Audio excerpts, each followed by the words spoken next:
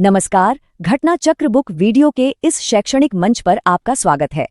हमारा उद्देश्य है ज्ञान को सरल, स्पष्ट और सुलभ रूप में आप तक पहुंचाना। आइए आरंभ करते हैं अध्ययन और सफलता की इस यात्रा को। नमस्कार। आज बात करते हैं एक ऐसे दाने की जो दुनिया भर में अरबों लोगों का पेट भरता है। ये सिर्फ एक फसल नहीं बल्कि अपने आप में संस्कृति, जलवायु और विज्ञान की एक पूरी कहानी है। तो चलिए इस कहानी को करीब से जानते हैं। ये बात थोड़ी चौंकाने वाली लगती है ना? अक्सर हम सोचते हैं कि गेहूं ही दुनिया का मुख्य भोजन है, लेकिन सच तो ये है कि चावल दुनिया की आधी आबादी के लिए उतना ही या शायद उससे भी कहीं ज्यादा जरूरी है। ये कोई साइड डिश नहीं बल्कि अरबों लोगों की थाली का हीरो है। तो सवाल ये है कि चावल में ऐसा क्या खास है। इसे समझने के लिए आइए पहले ये देखते हैं कि खाने पीने की पूरी वैश्विक तस्वीर में ये कहाँ फिट बैठता है। देखिए, ये सिर्फ कुछ अनाजों के नाम नहीं है, बल्कि ये इंसानी पोषण की बुनियाद हैं। चावल और गेहूं तो लिस्ट में सबसे ऊपर हैं ही, लेकिन मक्का, बाजरा और चना अरहर जैसी दालें भी दुनिया भर में करोड़ों लोगों को ताकत और रोजी रोटी देती हैं। अच्छा, अब जब हम इसकी अहमियत समझ गए हैं तो सवाल ये उठता है कि ये उगता कैसे है। असल में चावल की कहानी जलवायु और पर्यावरण की कहानी है। ये हर जगह नहीं उग सकता। तो चलिए जानते हैं इसकी क्या खासियतें हैं। तो चावल का सीक्रेट क्या है? इसे बस दो चीजें चाहिए, गर्मी और बहुत सारा पानी। ये नम गरम जलवायु में सबसे अच्छा फलता फूलता है।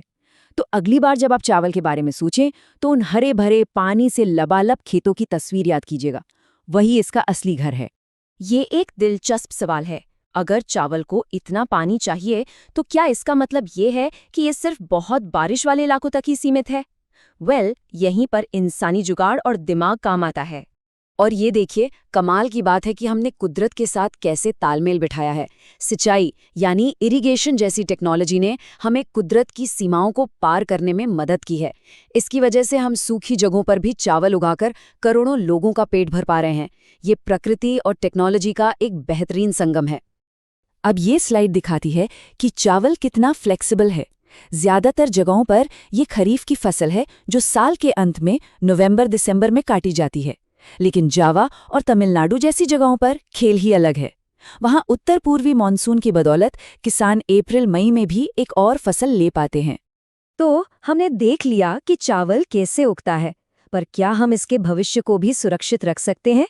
जिस तरह से मौसम बदल रहा है और नई नई बीमारियां आ रही हैं, विज्ञान इस जरूरी फसल को बचाने के लिए क्या कर रहा है? चलिए देखते हैं।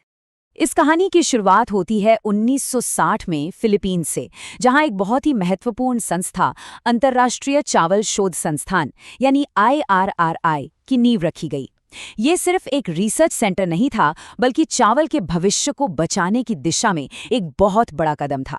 एरी के अंदर है एक कमाल का बैंक, लेकिन ये पैसे नहीं रखता, बल्कि उससे भी कहीं ज्यादा कीमती चीज रखता है, चावल की हजारों अलग अलग किस्मों के बीज।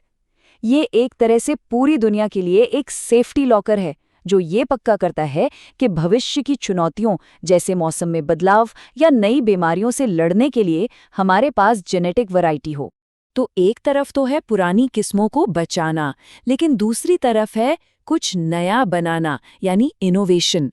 और हमारी आखिरी कहानी हमें इसी इनोवेशन को देखने के लिए चीन ले जाती है, जहां वैज्ञानिकों ने चावल की खेती में क्रांति ला दी है।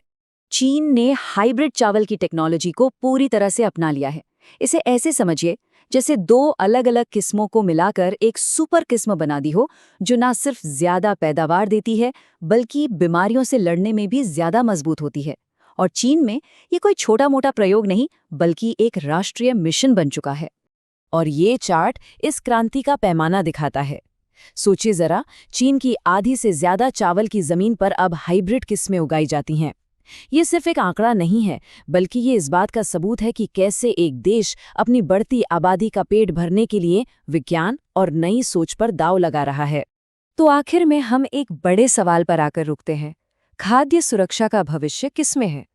क्या हमें IRI जैसे जीन बैंकों में अतीत को सहेजना चाहिए, या फिर चीन की तरह नई तकनीकें ईजाद करनी चाहिए?